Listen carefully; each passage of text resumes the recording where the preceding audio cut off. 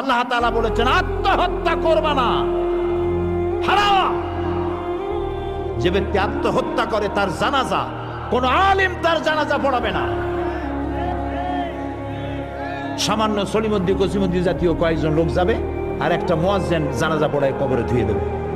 বড় জানাজা হবে না, বড় আলেম জানাজা পড়াবে না, যেহেতু সে জাহান্নামে যাবে। আত্মহত্যাকারী কোথায় যাবে?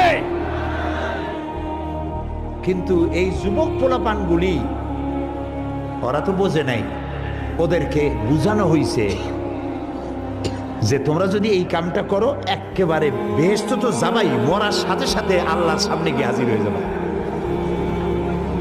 আপনারা ক্যারাম বোর্ড খেলা নিশ্চয়ই দেখেছেন অনেকে। আর ভাই কইতে লজ্জা কি, আমিও তো খেলছি ছোটবেলায় ক্যারাম বোর্ড খেলা। এটা কি কোনো গুনাহ নাকি?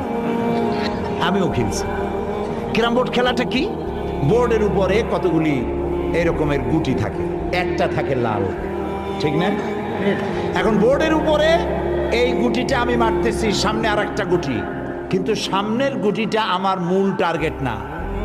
এই গুটিকে ওটাকে হিট করবে, সে ধাক্কা খাইয়া মারবে লালটাকে, লালটা পড়ে যাবে পকেটে।